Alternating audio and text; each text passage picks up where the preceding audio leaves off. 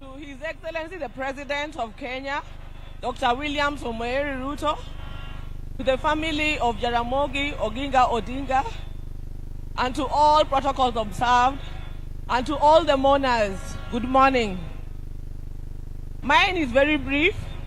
I will just read the eulogy of a great man that we are standing here to celebrate today.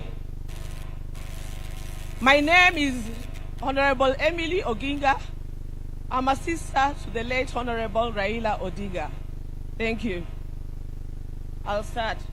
Raila Amolo Odinga is truly a once-in-a-generation leader, a man whose ideals transcended politics and whose legacy will shape Kenya's destiny for generations to come. They are the timeless words of President William Ruto while announcing the passing on of the former Premier on October 15, 2025. This is the man we mourn today. On October 15, 2025, the mortal journey of the Right Honorable Raila Amolo Odinga came to an end, but his spirit is immortalized in the story of a life that began on January 7, 1945.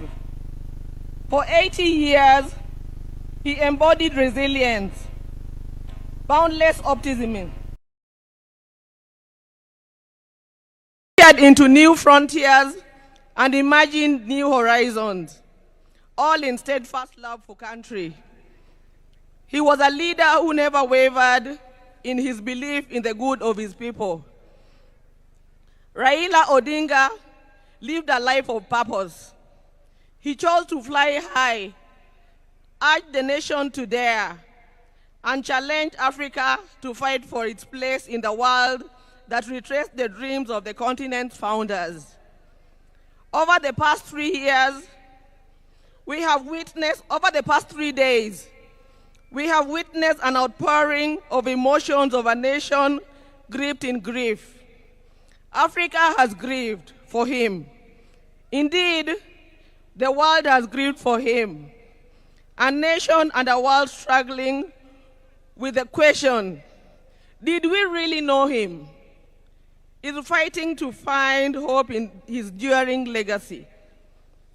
Raila Odinga may not have been there to fight the country's war for independence, but he bows out as an undisputed leader of the national rebirth of the Kenyan nation. He easily became the bridge between our generation and that of his father, the late Jaramogi Oginga Odinga, who fought for our country's independence from colonialism. He learned at the feet of Kenya and Africa's most revered leaders. He witnessed the liberation ideals and struggles of Pan-African heroes, including his father Jaramogi, Jomo Kenyatta, Julius Nyerere, Kwame Nkrumah, Gamal Abdel Nasser, and Kenneth Kaunda, among others. He followed and internalized Nelson Mandela's struggles and agreed with his philosophy that courage was not the absence of fear, but the triumph over it, that the brave man is not he who does not feel afraid, but he who conquers that fear. Raila conquered fear and mastered courage.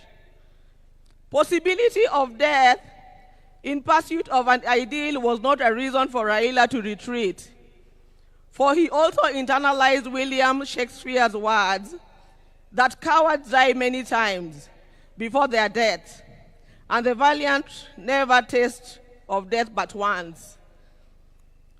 It is from that perch that Raila began his own long walk for freedom and liberation, applying himself to the cause as a debt that owed to past and due to the present generations. Many times, he appeared to be on a cause much larger than himself, a mission almost impossible, but seemed to be the way he loved it, and he gave his life to it. In emulating the giant footsteps of his father, and the spirit of selflessness that ran deep in his heritage, Raila Odinga, just as his father once declared that there could be no freedom without the release of their leader, Jomo Kenyatta, proclaimed Kibaki Tosha, a declaration that propelled NARC to bring an end to KANU's 40-year rule. This defining act was emblematic of the man himself. Raila Odinga was Raila Odinga. He never cared what others thought about him or his actions. He cared whether people bought into his vision and mission. Once he felt he had the mandate of the people, there could be no turning back. In the process, he became Kenya's ultimate political prisoner and one of Africa's best-known freedom fighters, a dedicated and down-to-earth servant of the people of Kenya, a headache to the corrupt elite, and a beacon of hope for those struggling for freedom not only in Kenya but across Africa and beyond. Generations to come will honor him and offer gratitude.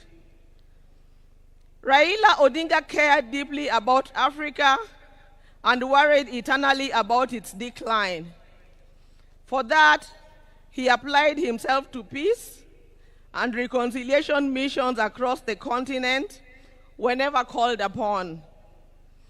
During the 1990s, he worked closely with the International Republican Institute as a resource person for peace and conflict resolution in the war-torn countries and offered similar support to peaceful electoral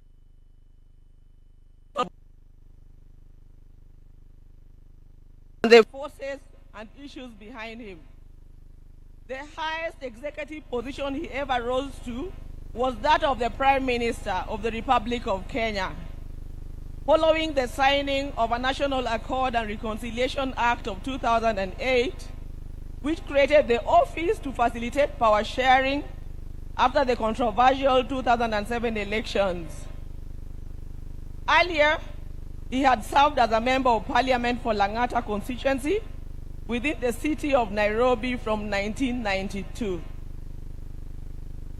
However, the hallmark of Raila's life and career was not in executive mansions and offices. It was in the struggle for freedom and democracy in Kenya and across Africa. Many times telling the continent's dictators to set their people free. It earned him outright enemies, cynical friends and admirers in Africa and beyond. It is this record that saw him appointed as Special Peace Envoy of the African Union in February 2011, following the post-election crisis in Côte d'Ivoire. He juggled politics, entrepreneurship, and scholarship with ease.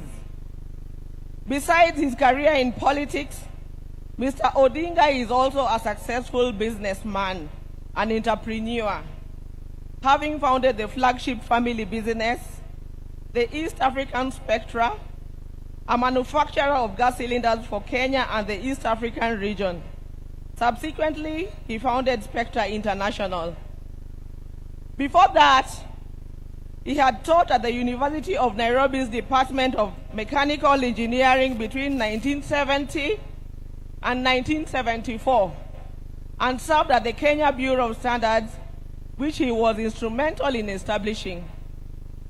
Even as he pursued all other careers, Raila understood that social, political, and economic changes in a country come through politics, and that although all politics is local, politics is also substantially international. So, even as he appeared to be rabble-rousing in the trenches of Kibra and Kondele, he understood that an hour comes when he needed to dust himself off and sit in boardrooms or take a plane to global capitals to negotiate politics and policies. He did that effortlessly, moving from dusty Kamkuji grounds to a meeting in diplomatic circuits of the country within an hour. It was normal for Raila to be tear-gassed, water-hosed, and even shot at, only for him to show up at the boardroom for meetings with his tormentors as if torture at the field did not happen. He understood the place of man-to-man negotiations in the quest to influence policy and power. Raila disagreed fundamentally with many politicians about the state of the Kenyan nation and how to transform it, but those disagreements never stopped him from sitting down with those he disagreed with or sympathizing with the views of fellow politicians. Raila believed in political parties as vehicles for advancing democracy and good governance. It is upon this belief that he was a founder member of the Forum for the Restoration of Democracy, that is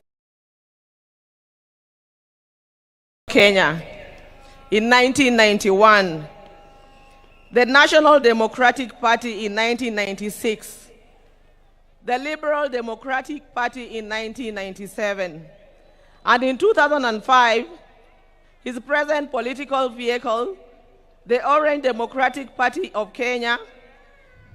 In 2013, he led his party into a coalition with other parties to form the Coalition for Reforms and Democracy, that is CORD, on whose ticket he ran for president.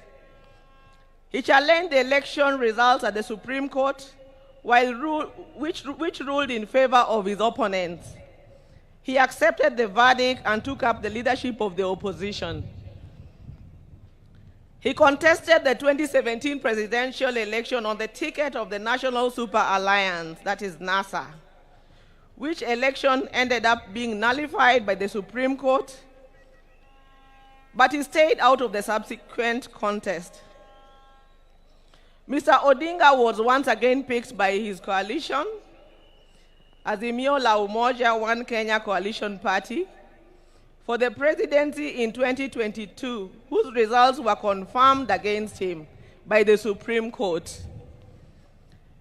He accepted the verdict and has led the opposition coalition.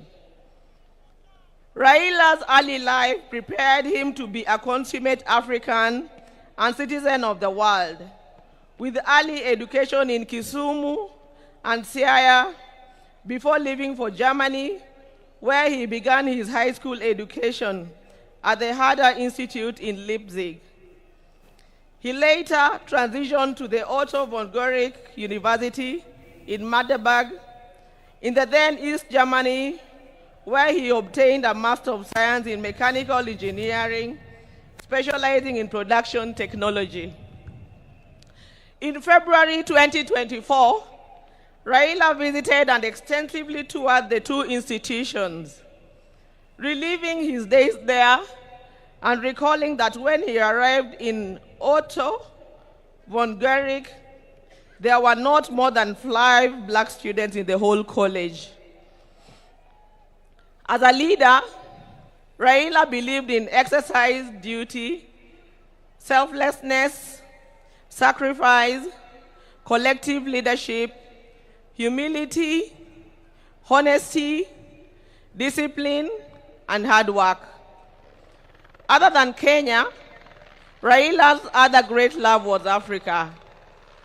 He celebrated the continent's potential and mourned its poverty. He mourned the death of leadership on the continent and felt the pain of its people being left behind by less endowed regions of the world because of failure of leadership. Indeed, the last major political project Raila quietly embarked on days before his death was a third biography dedicated purely to Pan-Africanism and what needs to be done to take the continent forward. In October 2018, Raila was appointed as the African Union High Representative for Infrastructure Development in Africa. He moved into the position with the swiftness and certainty of fish in water. He named the continental highway network corridors, railways, and airports as if they were here in Kenya. He was at ease with Africa's trade deficit figures in comparison to other parts of the world. In politics, Raila communicated the importance of reconciliation, forgiveness, and putting country over self. He forgave his jailers and worked with them to move the country forward. He emphasized that building a progressive country demanded that leaders rise above anger and the desire for revenge. He also believed strongly that the preservation of a nation requires the triumph of pragmatism over ideology. That when the nation is under extreme threat, leaders must embrace extreme compromise. He believed power was not an end, but a means to an end, and it should be used towards the desired end. He believed power should be used to ensure the existence of the nation, not the demise of the nation. He wanted power to be used to ensure progress, prosperity, and peace of any among nations, and not for any causes that would yield contrary outcomes. We will cherish Raila in the heart of our nation, and I believe in the heart of many African nations. Thank you. Long live Raila.